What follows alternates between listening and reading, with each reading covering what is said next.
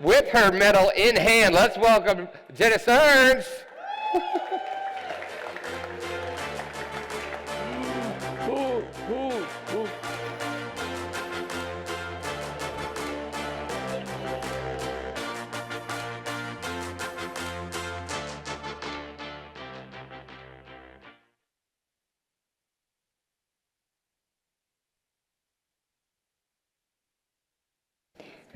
There you go.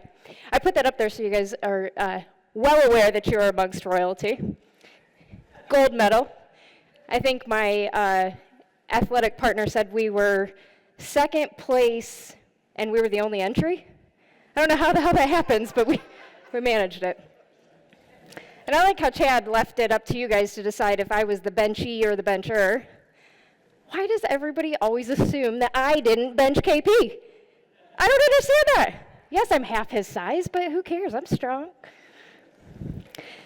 All right, so here's the deal. Like every slide and every bit of information that I have, you guys have heard every single effing part of it today. So I don't know if this is easy or if this is hard, but we're going to do it. But I was telling a lot of the other speakers already today that you literally just made my presentation super easy. Not only am I going to tell you the same information, but I can fly through that. But what I can spend time on is how I'm applying it. So the power of, in building a business, I will tell you all about what I am doing. And in my Google research and everything, when Jessica said last year that it's Meraki, Google says Meraki, but whatever, we're going to go with Meraki. So Meraki what? Meraki is a Greek word meaning to love what you do, to put creativity, love, put something from yourself into your work. It's a direct and deep reflection of your personality and creativity.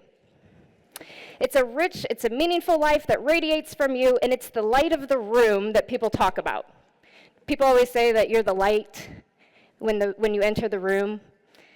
I think they say that about me. I hope they say that about me. It might be because it's an explosion, it's a bomb going off, but hey, it's what I do. So let's explore what drives you and your business. What makes your brand magnetic? What's one thing that you put your heart and soul into? How can you incorporate it into your daily routines? And what are your intentions and goals? So I believe Sean said this morning, to take that little card, I don't know if he knew this or not, but that was my card, part of my presentation. Take that card and write your intentions and goals down. Because once you see it, once you write it, not just type it and then it gets lost somewhere, but once you see it, once you write it, instead of chasing those customers, follow and create something so magnetic that it comes to you. Reread what you wrote. So like Chad said, I'm Jena Stearns. I am the owner of Beyond Laser Creations. I've been a sponsor here for several years. I've talked a couple times. Some of you I do recognize that I've seen before. You've probably heard my story. It's very much similar to Sarah Kelsey's, coming from a background that has nothing to do with what we do now, but loving every minute of today. I'm a mom, I'm a wife, I'm a friend. I love adrenaline. I love swearing, I love running, and I am top 15% in the world in axe throwing. So come at me tonight when we go axe throwing at the VIP party. I will be hustling for $5 a game. I have a bachelor's degree in criminal justice from Tiffin University.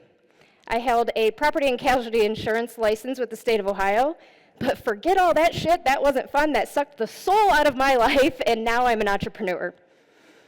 What's my home look like? I have a husband, Ryan. I have 3 kids that are 17, 15, and 12, and I have 2 dogs. It is literally organized chaos. My passion is my health, my wellness. I think they asked you earlier to write down things that you value.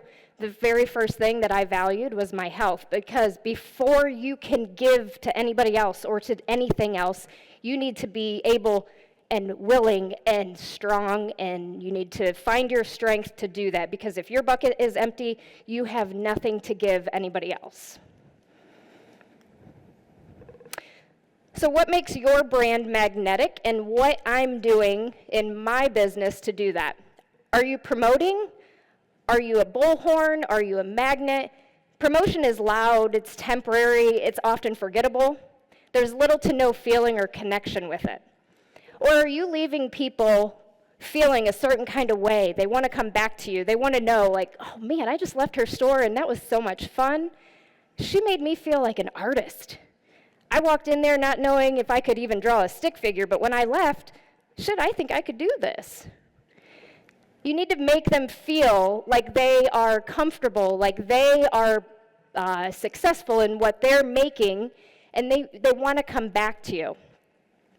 So the first picture, it's kind of small and chaotic, but that's my little storefront. 2021, I won a business competition in Fostoria, Ohio called Launch Fostoria. It's set up very much like Shark Tank. I do thank Jessica for supporting that. They sent down votes for me for that. It's set up like Shark Tank, and you promote your business to the public, and they vote on you to see if you would be a viable solution for a downtown business. So through that, I won a storefront. We hold workshops, paint parties. We do have some of our machines in the store. We run laser engravers, embroidery machines, screen printing, 3D printers, you name it, we've got the toys. So when people come in, I make them feel like they can do what I do. A lot of my classes, they come in, they said, oh my God, I can't even sew a button on a shirt, and you want me to bedazzle the shirt, or you want me to sew? I don't know how to do that. I can't even do that. But when they leave, they feel so successful, and they feel like they accomplished something. Another experience in the center are my 3 kids. I'm a 4-H advisor for the Perry Go-Getters. It's not just by chance that that club was handed down to me. I'm in my 10th year of advising that club, but it really meant something that they were the Perry Go-Getters. Perry is my township, but we're go-getters. If you are not doing something with intention, what the hell are you doing? You're wasting time. We are constantly on the go, but it's always intentional. We want to spend our time doing the things that matter to our community, to our family. Right now I think I have 35 kids. When I was handed the club, we had 9. We attracted so many kids to that club because we were starting to win ribbons. And if you don't have a blue ribbon in that barn hanging up, then what are you doing? Are you just there for a paycheck at the end? Because your sponsors are going to see that, and they're not going to donate that much. But they see those kids out there working. They see the parents involved. They see the kids out in the community raising money. They're going to support what your goals and dreams are. Another experience that I attracted more people to do what I was doing is this last picture. I ran a half marathon in November of last year, but it was our goal and intention the year my best friend and I turned 40. We said we're gonna run a 5K every single month for the entire year, which 5K is not that much, but to be intentional every single month to do an organized 5K every single month of the year, and I don't care what the weather's like. So January, February, March sucked. But July was even hotter. It didn't matter. Whatever one we signed up for, that's what we were gonna do. But along the way, we kept posting our pictures of what organization we were gonna donate to by signing up for their 5K. We started posting our times. We started posting our weight loss. We started posting our positive mental health changes. We started posting all these things that were so positive. People are like, I want to run. Okay, that's cool. I'll see you at the finish line. But then they came along. I had a friend who was a former 4-H kid of mine. I took him under my wing. He was, at the time he ran with us, he was 23 years old and weighed 450 pounds. Totally lost track of his own life.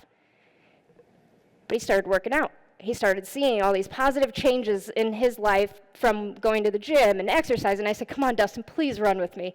He said, Jenna, you are absolutely out of your damn mind if you think I'm going to run. Well, he ran because he loves me, and it looked fun, and we did it. He finished a lot longer than expected, but he finished and he felt great, and it was because we were so positive and so welcoming and so attractive to what we were doing that was making positive changes in our health and in our community that he was on board. When we were posting all that, it's about quality versus quantity. 67% more chance to get leads if you are posting things with quality over just posting random crap.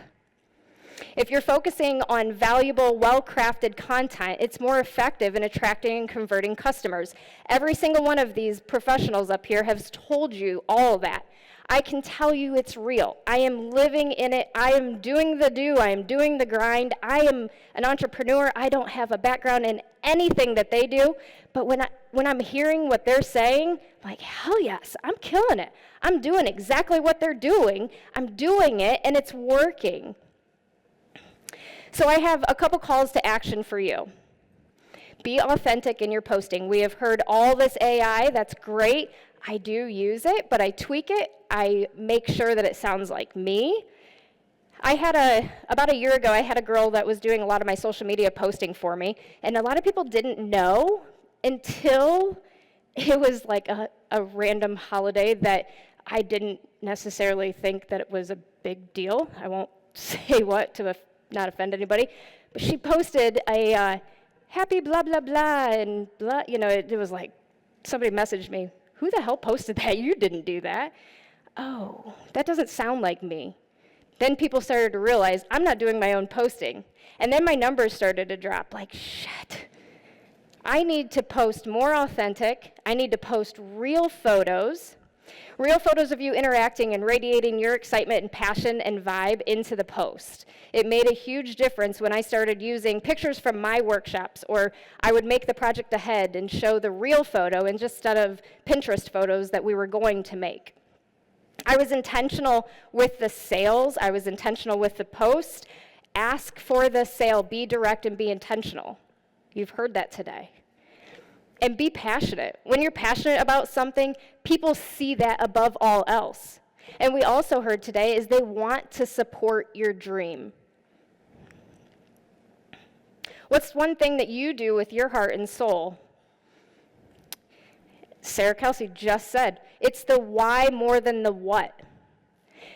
When people hear your why of why you do this, why you, I laughed when Sarah Kelsey said, yeah, I'm going to quit my corporate job and I'm going to go make arts and crafts. Yeah, I said that too in the middle of a pandemic. I'm going to leave my insurance job and open up an arts and crafts studio. What the hell were you thinking? But it's working because we're passionate about it. And being present in it and giving value, showing up consistently, it builds organic loyalty. Your customers and your clients, they will know you're serious, and it's going to help build your legacy. Passion is contagious.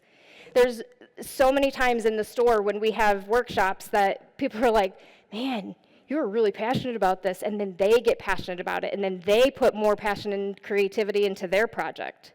And it's not just about making wooden signs or cool, laser cut things. It's that we're having fun and we're creating things that they thought they had absolutely no chance in hell that they would ever be able to do. But we showed them how, step by step.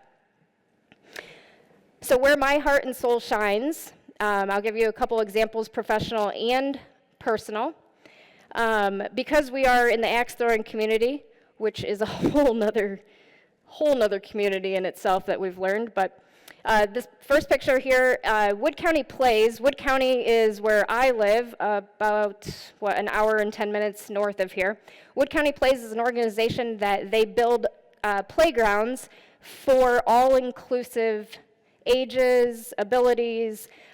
They build handicap-accessible playgrounds. They do a different kind of turf. They do different sizes of swings. So not only could a child that is handicapped be able to use their facilities, but also for the parents to be able to get on those swings with them. So they've built one in Perrysburg. They've built one in Bowling Green, Ohio. And now they're building one. Actually, I believe they're starting next week, constructing the one in Fostoria. So in our axe throwing community, the three of us in that top picture, we said, hey, let's just raise some money. Let's do a business, battle of the business. Whatever we raise will go to that. In like 4 hours, just between the three of us putting our heads together, we raised $1,100 because we were passionate about it. And we told other businesses in our town, hey, come out. We're not only passionate about supporting the local axe throwing business, but we're passionate about Wood County Plays. Let's try to just do whatever we can in the short amount of time. It caught on. It was very successful. Like I said, in 4 hours, $1,100, that's easy money. The bottom picture, again, racing and running. We're passionate about it. Also for Wood County Plays, last year I held a 5K, I organized a 5K, and raised about $1,800 for that. That's my mom and dad. My mom's here with me today. A lot of you have met my mom, and I'm sure she'll be invited back next year and over me, but that's another story. My mom and dad both ran the race. They would never have ever done that, but they support my dream. I was so adamant that their health is important to me. So please do this. Please do this for me. Not only was it for me, but it was also for the Wood County Plays organization. My heart and soul also shines when I am chasing that adrenaline. So my husband and I went down to Florida in January. We were driving down the coast to the Keys, and I was like, oh shit, that's a skydiving place. Let's do it. He's like, you probably have to book. I'm like, okay. I'll call. You probably have to book in advance. Okay, like 10 minutes? 10 minutes is, in the future. So I called and I said, hey, do you have any openings? Yeah, we have an opening in 10 minutes. I was like, turn this fucking car around, we're doing it. So we told nobody at all. When we got to the place, I Snapchatted my kids a picture of the sign. That was really rude. My freshman sitting in school, yeah, my teenagers have their phones in school. Come at me, I don't care. My teenager's sitting there in school, Mom, I was really scared. I just seen that picture and then I didn't hear from you. I'm like, ha, I got your little ass. Like, I scared you. We landed and it was the best adrenaline rush ever. I feel like people need to know that I'm a risk taker because they're gonna trust me that I do take risk, but I appreciate them entrusting me with their projects or their ideas because I am willing to step outside of the box for them. And the last two pictures are also workshops that we hold in the studio, in the workshop area of our store. We're just passionate about putting it out there for the community for something to do. There's all kinds of franchise studios like this, like your Board and Brush, I think it's some Pinterest idea of a store too. But nobody gives me my ideas. Nobody gives me my supplies. I have to go out there and work for it. So people understand that I come up with these ideas. We put the work into it to create this. We gather the supplies. My mom is constantly running to Hobby Lobby and Michael's for supplies all hours of the day because they know we are going to put on the best workshop for them and have fun doing it. But be intentional for your health and well-being alongside of all this. In my personal and professional life, the stages of your life will change your passions. I think someone talked about, I believe Sarah also talked about, in your corporate life, that's soul-sucking sometimes. Sometimes you have to step outside of that to do what you're passionate about, and then that's where you bloom. But we all don't have that opportunity all the time in our lives. When my kids were, when I went to college for criminal justice, I worked in the sheriff's department. I was a corrections officer. So maybe I was the one benching KP. Nobody knows. I don't even think there's any pictures from that. Thank God. I worked at the sheriff's department and the corrections in the jail, and it was great. I was going to change the world. I was 19 years old. I was going to be a probation officer. I was going to be a state parole officer. I was going to change all those people. For 6 years, I was in there, sucked the soul out of me. I became bitter. When I got married and we got pregnant, I said, you know what, this shit is not for me. This weekends, this nights, these holidays, I'm spending my Christmas with these inmates, not that they don't deserve it, but it wasn't for me anymore. I became bitter. My exit interview, I'm like, oh my God, she's been here for 42 years. Do you really think that I could end up like that? She doesn't go out. She doesn't socialize. I can't do that. I don't want it. I didn't want it bad enough to compromise my mental health and my well-being over my time with my family, so I had to make a career change. Went and got my insurance license, sold property and casualty insurance while my kids were little. It also sucked the soul out of me. I said when I started my Beyond Laser Creations, I said, I don't think I'm going to renew my insurance license. My husband's like, oh my God, are you sure? It's so hard to get. If I have to sell another policy, I'm going to stab my eyes out. No. I'll go waitress, I'll go bartend, I don't care, because that's not where my passion lied. But that's where I needed to be flexible for my kids growing up, so that I could be at all the things, so that I could put my heart and soul and passion into what I needed to at the time. That changes all the time. But be intentional with your career for what matters to you and what's important to your family at the time. We're not machines. We're not built to repeat, copy, and crank out content without soul. So you need to find what you are passionate about right now so that you can make the best of your days and be intentional with what you're doing. So I challenge you and I invite you to write down and share your intentions and goals. So I have these cards that you've probably used for Sean's presentation, way cool. But you can write down your intentions and goals, and I invite you to hang them on our clothesline for all to read and all to share and all to see. So my mom and I set up this awesome booth over here. You can sit in the chair. I think my mom was sleeping in there earlier, but you can use the chair if you want, but I invite you to hang up your intention. Write it down, believe it, share it with somebody else. There's other cards over there that what makes your brand magnetic? I said personality, fun atmosphere, I never give up, and I learned to pivot. Hang that up, because somebody else is going to read that or take that and give that idea. Intentions and goals, I said be better about follow-up. I need to prep better and be ahead on time of projects. Write that down to hold yourself accountable. What's one thing that you do with your heart and soul? Give back to the community that I value. Someone said, feel it forward, I believe was one of the 7 steps. The story of where I started during COVID, we started sewing face masks.